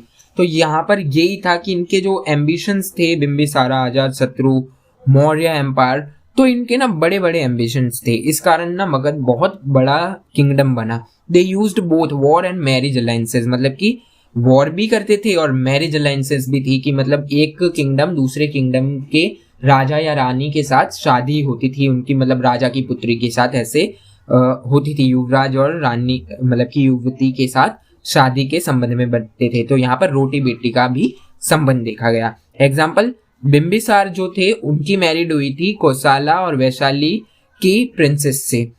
तो यहाँ पर क्या हुआ, इनके जो रिलेशन थे दो किंगडम के बीच वो मजबूत हुए। जियोग्राफिकल एडवांटेज की बात करें तो गंगा के आसपास ये किंगडम था, गंगेटिक प्लेन्स के आसपास, तो डेफिनेटली फर्टाइल जो प्लेन था उसने बहुत हेल्प की। यहाँ पर एग्रीकल्चर बहुत फला फूला, जिसके कारण यहाँ पर ये जो किंगडम था वो आगे बढ़ा। स्ट्रेटेजिक कैपिटल की बात करें तो मगध की पहली जो कैपिटल थी या फिर राजधानी कहे वो राजगृह थी, राजगिर जिसे कहा जाता है। तो 5 मतलब हिल्स के आसपास बनी हुई थी, 5 हिल्स से सराउंडेड थी ये। तो यहाँ पर क्या हुआ, स्ट्रेटेजिकली बहुत इंपॉर्टेंट थी कि बाहर से अगर कोई आक्रमण करेगा तो ये जो पहाड़ है, हिल्स जो है वो एक प्रोटेक्शन का कार्य करेंगे। तो ये नेचुरल फोर्ट्रेस या फिर फोर्ट का काम करने लग गई ये 5 पहाड़ियां। फिर पाटलिपुत्र में इसकी राजधानी को शिफ्ट कर दिया गया, जो कि सिचुएटेड थी गंगा और सोन रिवर के मध्य में या फिर बीच में। यहाँ पर वाटर ट्रांसपोर्ट, प्रोटेक्शन वगैरह दोनों ही नेचुरली यहाँ पर मिल गया। नेचुरल रिसोर्सेज की बात करें तो ये रीजन बहुत ही थिक फॉरेस्ट, बहुत मतलब फॉरेस्ट, घने फॉरेस्ट के आसपास था। दूसरा, यहाँ पर हाथियों की बहुत बड़ी संख्या थी, तो जिसके कारण यहाँ पर एलिफेंट आर्मी देखने को मिलती है। लोहे की माइंस थी, लोहे ने बहुत इंपॉर्टेंट रोल प्ले किया। प्रेजेंट डे झारखंड में आप हमेशा लोहे की खदानें देखते होंगे, लोह अयस्क जिसे कहा जाता है, वो यहाँ पर हमें मिलता है। तो यहाँ पर वेपन्स, एग्रीकल्चरल टूल्स जो थे उसे बनाने में आसानी मिली। एग्रीकल्चरल सरप्लस की अगर बात करें तो जो लैंड था वो बहुत फर्टाइल था। कोई नॉर्मल बीज भी आप जमीन में फेंक दोगे वो 2 साल बाद वृक्ष बनकर उभर आएगा। तो यहाँ पर मतलब कि जो लैंड था वो बहुत ही उपजाऊ था, फर्टाइल था, जिसके कारण प्रोडक्शन बहुत अच्छा होता था, यानी कि खेती बहुत अच्छी होती थी। तो यहाँ पर किंग ने बहुत लार्ज स्टैंडिंग आर्मी, मतलब बहुत, अगर अच्छा खान पान है तो आर्मी जितनी भी बड़ी हो उनको खिला पिला तो सकेंगे राजा, तो बहुत बड़ी आर्मी यहाँ पर देखने को मिली। अब यहाँ पर महाजनपद की जो कंडीशन थी, पॉलिटिकल, रिलीजियस, सोशल, उनके बारे में चर्चा करते हैं। महाजनपदास के बारे में जानकारी प्राप्त करते हैं। तो महाजनपदा कितने थे? 16 थे। 16 में भी अगर देखा जाए तो मगध, कौशल, वत्स एंड अवंती बहुत इंपॉर्टेंट जनपद थे। फिर इन सबको कहा गया कौन? मगध। 6th से 4th सेंचुरी के बीच की बात हो रही है। तो आयरन टूल्स यानी कि लोहे के जो टूल्स थे उन्होंने बहुत इंपॉर्टेंट रोल प्ले किया। सेटल्ड लाइफ हुई, एग्रीकल्चर ने इंपॉर्टेंट रोल प्ले किया, गंगा नदी ने इंपॉर्टेंट रोल प्ले किया, घने जंगल थे, आयरन की खदानें थी, जिसके कारण ये जो किंगडम्स थे कहीं ना कहीं फले फूले। तो ट्रांसफॉर्म स्मॉल ट्राइब्स जो थे उन्हें जन कहा जाता था। जना यानी कि ऐसी जगह, लोगों को, ट्राइब्स को जना कहा जाता था। और टेरिटोरियल स्टेट्स कॉल्ड महाजनपदास। अब 16 महाजनपद थे। Like Buddhist text like Anguttara Nikaya list 16 great states, यानी कि महाजनपदा की जानकारी हमें बुद्धा के एक टेक्स्ट में मिलती है जिसका नाम है अंगुतारा निकाया।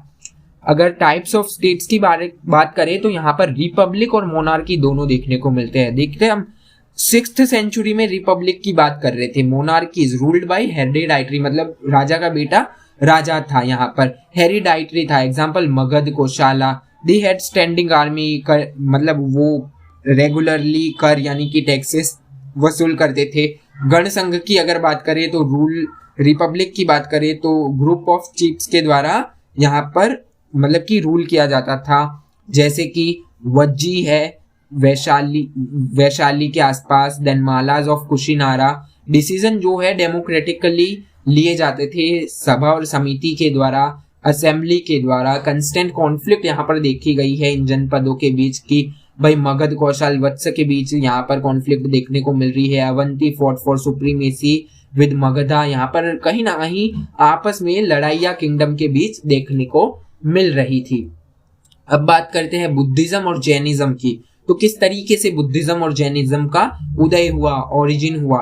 6ठी शताब्दी में nearly 62 new religious sects emerged in mid Gangetic valley. 6ठी शताब्दी में लगभग 62 जो नए जो पंथ थे, धर्म थे, वो उभर रहे थे, जिसमें एक बुद्धिज्म और जैनिज्म भी थे। अगर इनकी बात करें तो वैदिक रिचुअल के रिएक्शन में आए। वैदिक रिलीजन जो था वो कॉम्प्लेक्स बन गया, एक्सपेंसिव बन गया। यज्ञ सेक्रीफाइसेस जो थे वो ज्यादातर उच्च वर्ग के लोगों के लिए थे। तो कहीं ना कहीं कुछ लोगों ने इससे हटकर अपने अपने जो पंथ थे, धर्म थे, वो बनाने की कोशिश की गई। अब यहाँ पर वर्ण सिस्टम जो थे वो थोड़े बहुत रिजिड होने लग गए, कास्ट आने लग गई, पंच कास्ट या फिर पंचवर्ण कहा गया जिसे। क्षत्रिय रूलर्स बने, रिसेंटेड द सुप्रीमेसी ऑफ ब्राह्मण, मतलब कि ब्राह्मण और क्षत्रिय के बीच यहाँ पर लड़ाई देखने को मिली। मतलब कि अब यहाँ पर क्या हुआ, कई जगह लड़ाइयाँ भी देखने को मिली। जैसे कि हम जब पढ़ेंगे गौतमीपुत्र श्री सतकर्णी के बारे में तो यहाँ पर वो लड़ाई देखने को मिलती है कि ब्राह्मण किस तरीके से राजा बने, क्षत्रिय कुल नाश कहा जाता है वहां पर सतकर्णी को। तो यहाँ पर कहीं ना कहीं कॉन्फ्लिक्ट भी देखने को मिली और यहाँ पर प्रभुत्व भी देखने को मिला कि क्षत्रिय और ब्राह्मण का कहीं ना कहीं प्रभुत्व था। इन दोनों ने एक दूसरे का सपोर्ट किया और मतलब कि नए नए रिलीजन आए जिसके फाउंडर क्षत्रिय हुआ करते थे। एग्रीकल्चरल नीड्स की बात करें तो आयरन प्लग देखे गए, एग्रीकल्चर में कैटल का बहुत उपयोग किया गया। देन वैदिक सेक्रीफाइसेस इन्वॉल्व थी जिसमें कैटल किलिंग थी। बुद्धिज्म एंड जैनिज्म जो थे वो नॉन वायलेंस को प्रीच करते थे, अहिंसा को प्रीच करते थे। तो इन्होंने एनिमल सेक्रीफाइस का खंडन किया और कहीं ना कहीं ये जो एनिमल सेक्रीफाइस ना करने की इनकी जो बातें थी वो डेफिनेटली एग्रीकल्चर को हेल्प कर रही थी। अब वैश्यज की यहाँ पर राइज देखने को मिलती है कि ट्रेड बढ़ गया यहाँ पर। देन वैश्यज जो ट्रेडर्स थे वो वेल्दी बन गए, नई क्लास यहाँ उदय हुई। ब्राह्मणिकल सिस्टम में कहीं ना कहीं उन्हें लोअर स्टेटा में रखा गया। They supported Buddhism and Jainism. तो यहाँ पर वैश्यज ने जो बुद्धिज्म और जैनिज्म का बहुत सपोर्ट किया। They did not discriminated. Language की बात करें तो वैदिक टेक्स्ट में संस्कृत हमें देखने को मिलती है, हालांकि जो बुद्धिस्ट टेक्स्ट है वहां पर पाली और प्राकृत देखने को मिलती है। नाउ 16th क्वेश्चन पर आते हैं, जो कि है बुद्धा की लाइफ पर। तो गौतम बुद्धा साक्य किलेन में जन्मे थे, एक राजा के घर, जिनका नाम मतलब कि बुद्धा को सिद्धार्थ के नाम से जाना जाता था। लुम्बिनी नेपाल में इनका जन्म हुआ था। 29 वर्ष की आयु में उन्होंने अपने जो राजमहल था उसको त्याग दिया था, जिसको ग्रेट रेनोन्सिएशन कहा जाता है। फिर उन्होंने एनलाइटमेंट के लिए वनों में भटके और तपस्या की। फिर उन्होंने बोध गया में बोधि ट्री के अंडर नीचे उन्होंने एनलाइटमेंट प्राप्त की, जिसके बाद सिद्धार्थ बुद्धा बन गए। उन्होंने फर्स्ट उनका जो सरमन था वो सारनाथ में दिया था, जिसको धर्म चक्र प्रवर्तना कहा गया। और जब उनकी डेथ हुई तो उन्हें महापरिनिर्वाणा कहा गया। उनकी डेथ कुशीनगर में हुई थी। बुद्धिज्म की 4 नोबल्स की बात करें, the world is full of suffering, मतलब कि ये दुनिया है वो दुखों से भरी हुई है। The cause of suffering is desire, tanha, तृष्णा, मतलब कि जो कॉज है सफरिंग, जो हम दुखों को सफर करते हैं वो क्या है, क्योंकि हमें चाह है कि काश मेरे पास डिफेंडर होती, काश मेरे पास बुलेट होती, काश मेरे पास एप्पल आईफोन होता। तो उसकी जो तृष्णा है, चाह है, वही दुखों का कारण है। Suffering can end if desire is conquered, मतलब कि अगर आप इन तृष्णा को पर कॉन्कर्ड कर ले कि आपकी चाह ही खत्म हो जाए तो सफरिंग भी खत्म हो जाएगी। एक बार देखिए कि आपको कुछ चाहिए ही नहीं तो आपकी चिंता ही खत्म हो जाएगी कि आपको कुछ चाहिए ही नहीं, आपने तो त्याग दिया है सब कुछ। तो the way to end suffering is 8-fold path. तो उन्होंने 8-fold पाथ बताए, वो कौन से थे? दिस इंक्लूड राइट व्यू, सही देखना, right resolve, right speech, right action, right livelihood, right effort, right mindfulness and right concentration. Middle path he advise avoiding extreme luxury, मतलब कि एक बार क्या था कि बुद्धा जो थे वो तपस्या कर रहे थे, तो किसी ने आकर उनको कुछ खाने के लिए दिया, तो उन्होंने खा लिया।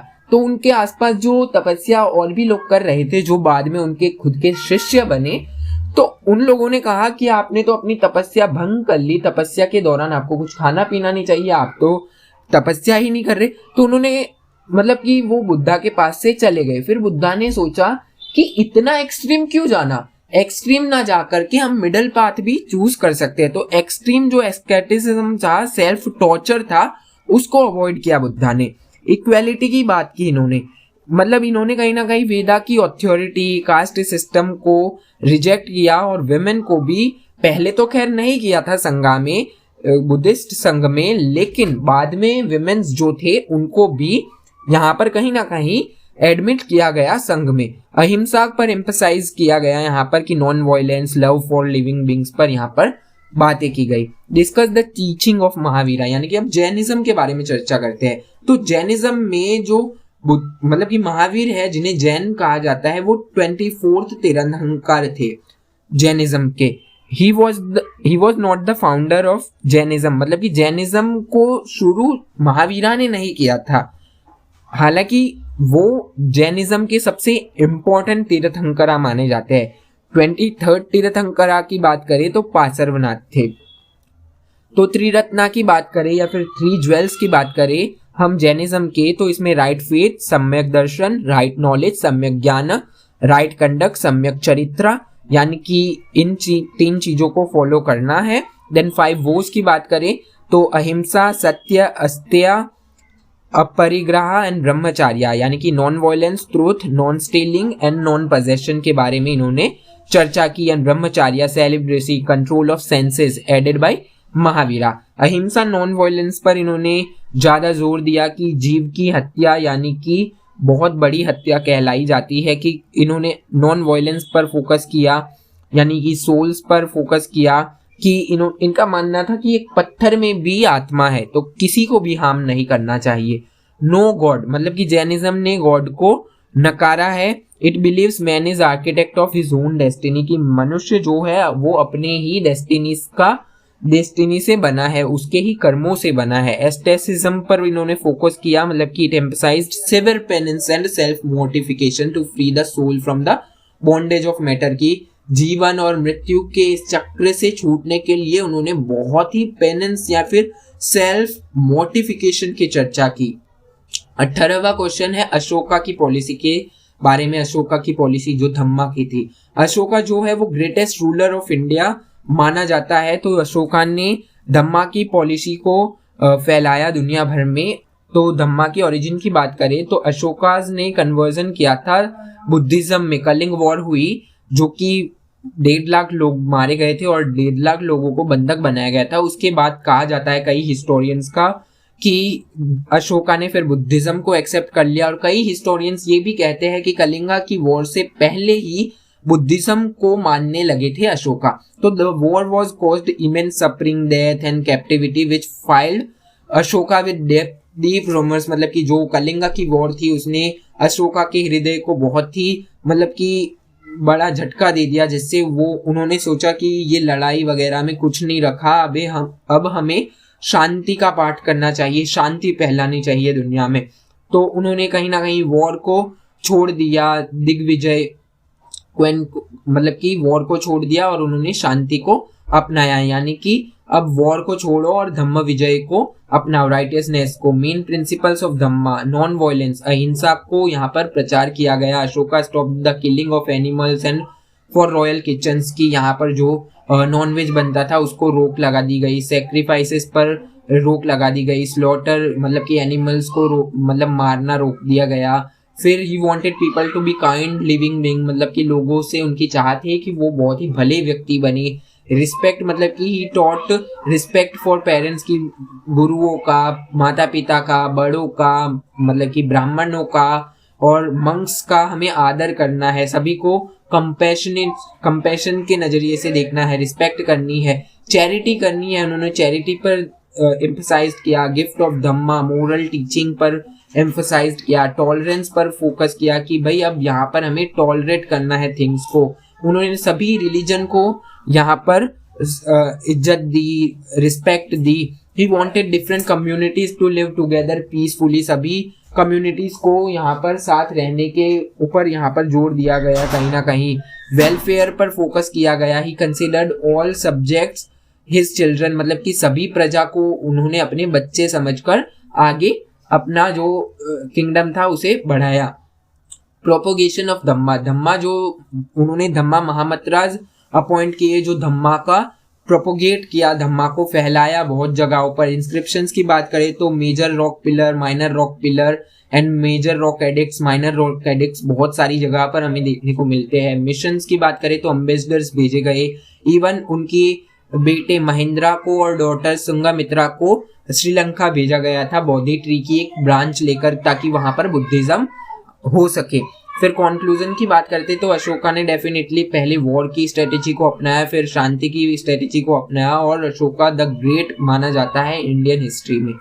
Discuss the nature of Mauryan state in administration. अब मौर्यन स्टेट और एडमिनिस्ट्रेशन की बात करें तो मौर्यन स्टेट की जानकारी हमें दो मेजर सोर्सेस से मिलती है। अर्थशास्त्र जो कि कौटिल्य के द्वारा लिखी गई थी, कौटिल्य को विष्णुगुप्ता और चाणक्य के नाम से भी जाना जाता है, और इंडिका लिखी गई थी मैक्थनीज के द्वारा, जो कि एक ग्रीक अम्बेसडर थे, सेल्यूकस निकोटर ने भेजे थे मौर्यन काल के दौरान। सेंट्रल एडमिनिस्ट्रेशन की बात करें तो किंग सबसे ज्यादा इंपॉर्टेंट हुआ करते थे। किंग सुप्रीम अथॉरिटी थी, वो असिस्ट किए जाते थे काउंसिल ऑफ मिनिस्टर, जिन्हें मंत्री परिषद कहा जाता था। किंग जो थे वो बहुत हार्ड वर्किंग हुआ करते थे। ऑफिसर्स की बात करें, हाई रैंकिंग ऑफिसर्स को अमात्य कहा जाता था, महामंत्राज कहा जाता था।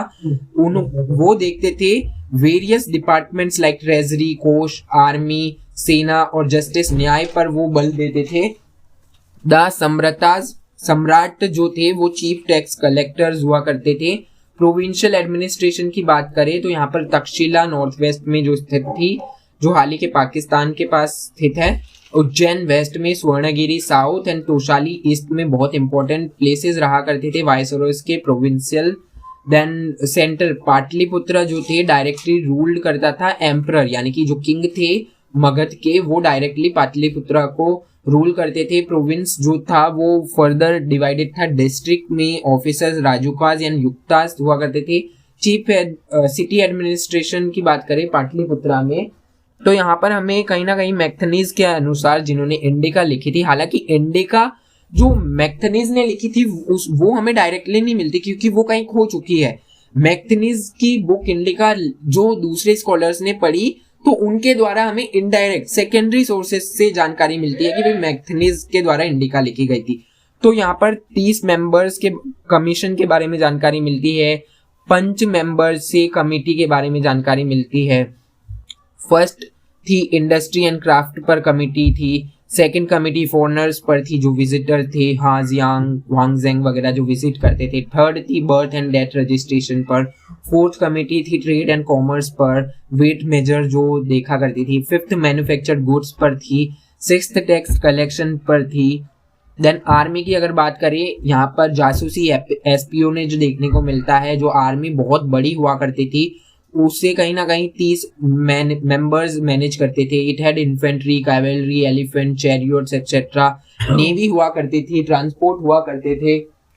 स्पाइस देखने को मिलते हैं हमें यहाँ पर, जासूस जो कि स्ट्रॉन्ग स्पाई सिस्टम जिसे कहा जाता है गुडा पुरुषा, वो कहीं ना कहीं एक दूसरे किंगडम पर नजरें गड़ाए रखते थे। जुडिशियल सिस्टम की बात करें तो धर्मास्थिया देखने को मिलती है। सिविल कोर्ट्स और डिस्प्यूट्स लाइक मैरिज वगैरह, सिविल कोर्ट्स और क्रिमिनल कोर्ट अलग अलग देखने को मिलते हैं। कांता कसोधना जो क्रिमिनल कोर्ट था, धर्मास्थिया जो है वो सिविल कोर्ट था।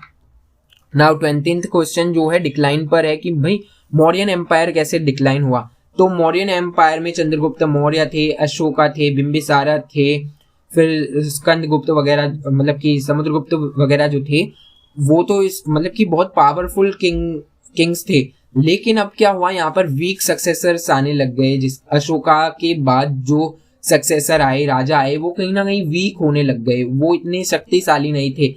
जो एडमिनिस्ट्रेशन था वो एक ही जगह पर सेंट्रलाइज कर दिया गया। इकोनॉमी जो थी वो मेंटेन नहीं हो पा रही थी, बहुत बड़ी आर्मी थी, ब्यूरोक्रेसी का ज्यादा दबदबा बन गया। अशोका ने बहुत डोनेशन बुद्धिस्ट मंक को किए, जिसके कारण रॉयल ट्रेजरी है वो लगभग खाली होने लग गई। प्रोविंशियल रेबेलियन, जो प्रोविंसेस थे वहां पर लड़ाई देखने को मिल गई, जैसे कि तक्षशिला में लड़ाई। जो तक्षशिला प्रोविंस थी वहां के जो प्रोविंशियल वाइसरॉय थे वो लड़ने लग गए आपस में। तो कहीं ना कहीं ये सारी बातें थी। ब्राह्मणिकल रिएक्शन था, पुष्यमित्रा शुंगा का जो अटैक था, इन सब ने मिलकर कहीं ना कहीं मौर्यन काल का डिक्लाइन करने का एक रास्ता बना दिया।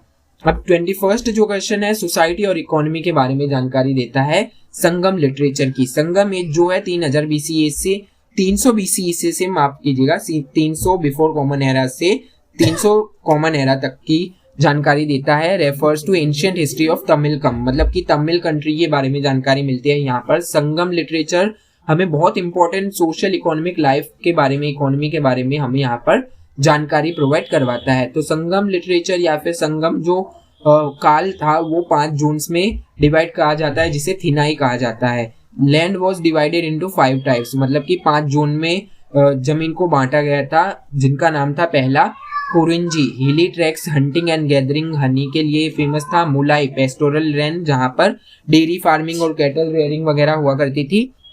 मारुतम, एग्रीकल्चरल लैंड हुआ करते थे, फार्मिंग मोस्ट प्रॉस्परस जोन हुआ करता था। नैतल की बात करें तो कोस्टल एरियाज था, फिशिंग एंड सॉल्ट मैन्युफैक्चरिंग देखने को यहाँ पर मिलती है। पलाई, ड्राई लैंड हुआ करते थे, रॉबरी एंड कैटल लिफ्टिंग यहाँ पर देखने को मिलता है, मतलब कि कैटल को जो डाकू वगैरह हुआ करते थे वो रात को उठा कर ले जाते थे। फिर एग्रीकल्चर की बात करें तो एग्रीकल्चर बैकबोन था, बहुत इंपॉर्टेंट था एग्रीकल्चर इकोनॉमी में। राइस की यहाँ पर कल्टीवेशन देखने को मिलता है, स्टेपल क्रॉप देखने को मिलती है, शुगर कैन, मिलेट्स, पल्सेस वगैरह का देखने को मिलती है। इरिगेशन प्रैक्टिस किया जाता था यहाँ पर। Chola king Karikala built an embankment on the river Kaveri to help farming, मतलब कि एम्बार्कमेंट चोला किंग के द्वारा बनाया गया। क्राफ्ट इंडस्ट्री की बात करें तो textile making, weaving was major industry with Uraiyur and Madurai being famous centers. Other craft including smelting, shipbuilding and making ornaments from beads, shells and pearls. Trade की बात करें तो इंटरनल ट्रेड था, बार्टर सिस्टम हुआ करता था। बार्टर सिस्टम यानी कि 1 किलो सेव के बदले 1 किलो टमाटर ले जाइए, तो बार्टर सिस्टम यहाँ पर देखने को मिलता था। With Uraiyur and Madurai become famous centres. Other craft included smelting, मतलब कि लोहे को पिघलाना, कॉपर को पिघलाना यहाँ पर देखा गया। शिप बिल्डिंग का यहाँ पर क्राफ्ट देखा गया। देन ऑर्नामेंट्स, बीट्स वगैरह को यहाँ पर बनाया जाता था। देन एक्सटर्नल ट्रेड्स की बात करें तो there was booming trade like Muziris port, Puhar या फिर पुहार, कावेरी पट्टिनम, कोरकाई, ये सारे पोर्ट्स है। ये रोमन जो एम्पायर था उनके साथ कहीं ना कहीं पल्सेस का या फिर कह सकते हैं जो हमारे मसाले वगैरह होता था उनका एक्सपोर्ट इंपोर्ट यहाँ पर देखने को मिलता था। इंडिया स्पेशली पेपर एक्सपोर्ट करता था, pearls, ivory, muslin cloth export करता था और इंपोर्ट करता था gold, wine, glass, horses, large lots of Roman gold coin हमें देखने को मिलते हैं साउथ इंडिया में।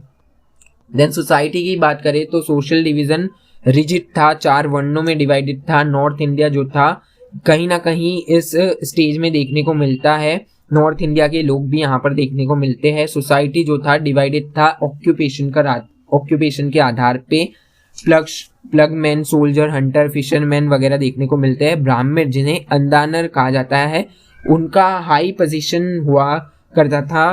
Position of women are respected here, they are participated in rural empowerment and could pursue education। अवैयार जो था मतलब थी, वो फेमस पोएट थी, उनके स्टेटस सबऑर्डिनेट टू मतलब कि मैन था। लाइफ की अगर बात करें तो widow was miserable like and practice sati यहाँ पर देखने को मिलता था। कार्पू यानी कि चेस्टिटी जो था वो हाईएस्ट वर्च्यू कंसीडर किया गया था। फूड एंड ड्रेस की बात करें तो लोग राइस, मीट एंड फिश खाया करते थे। Toddy and wine were common drinks.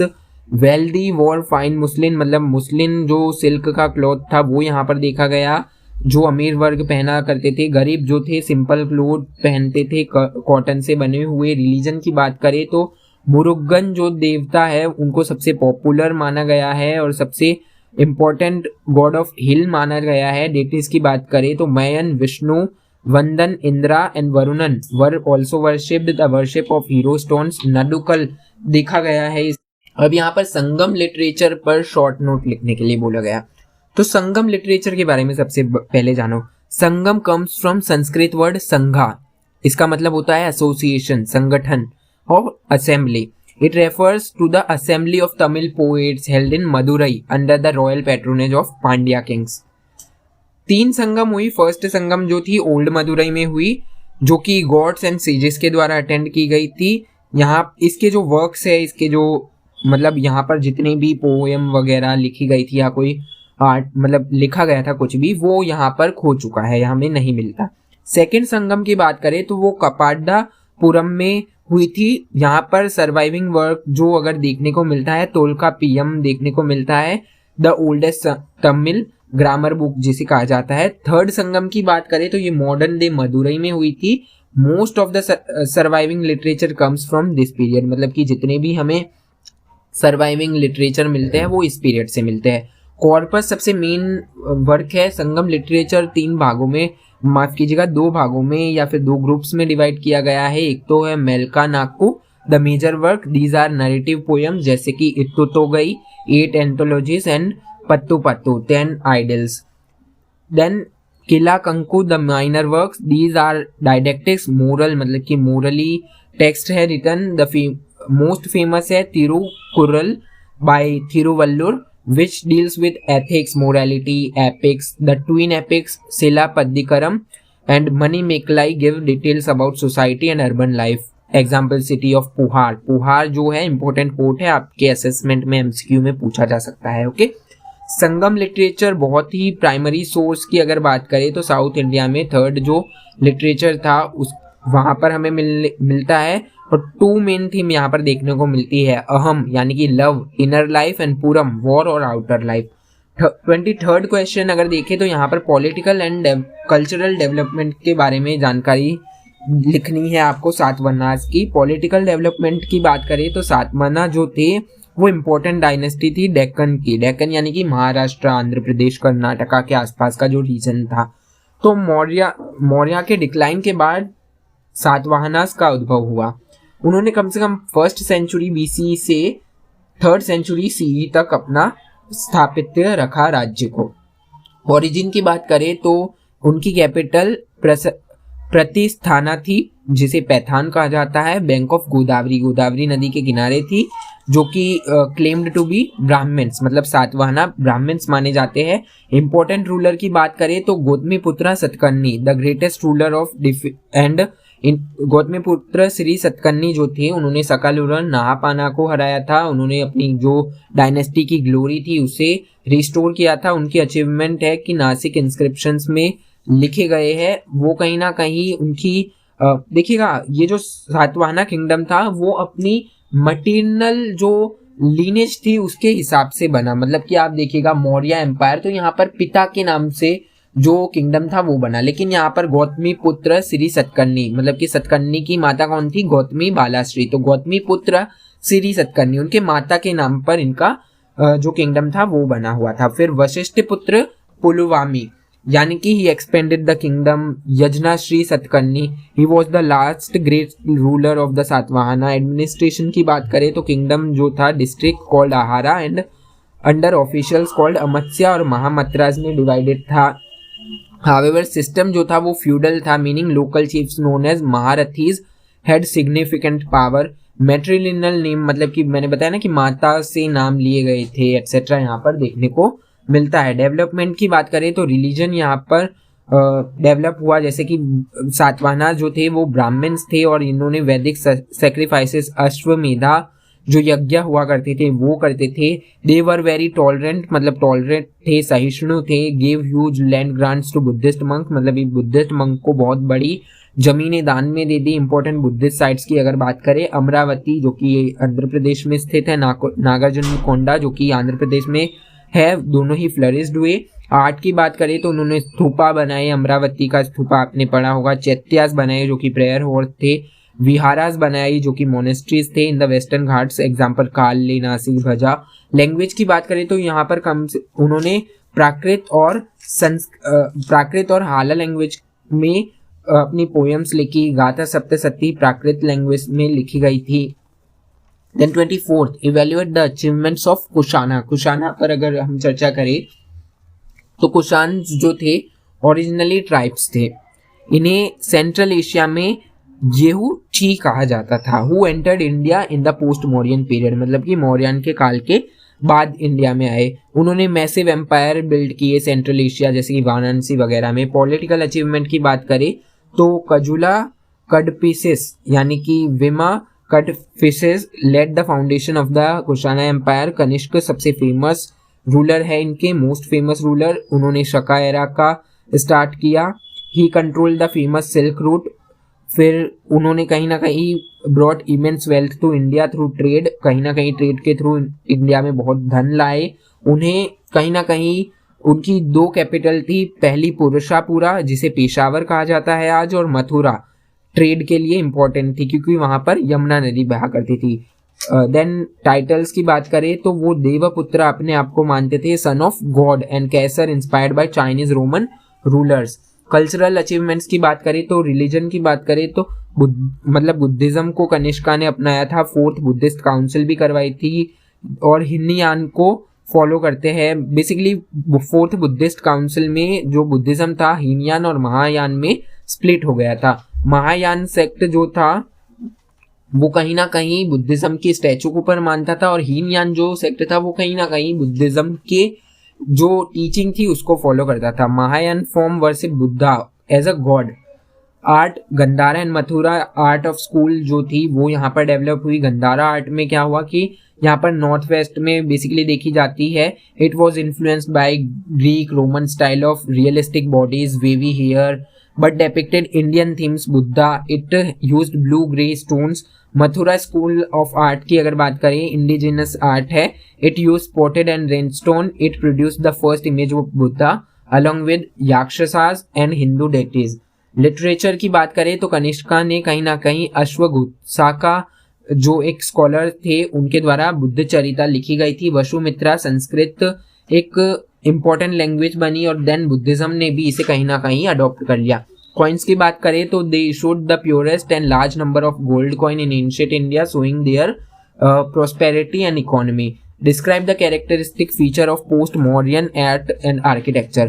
तो post Mauryan art and architecture के बारे में क्वेश्चन पूछ लिया, तो यहाँ पर देखिएगा हमें कहीं ना कहीं पोस्ट मॉरियन जो आर्ट आर्किटेक्चर है जैसे कि गुप्ता पीरियड कह सकते हैं हम, तो वहाँ पर हमें कहीं ना कहीं गोल्डन एज कही जाती है उसे आर्ट की।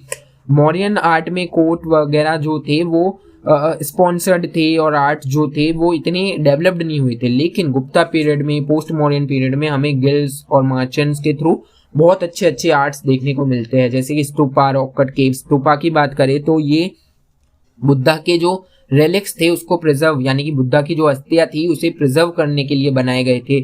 सांची का स्तूपा, बारहुत स्तूपा वर एक्सपेंडेड ड्यूरिंग दिस टाइम, मतलब कि इनको एक्सपेंड किया गया था, तोरण वगैरह बनाए गए थे।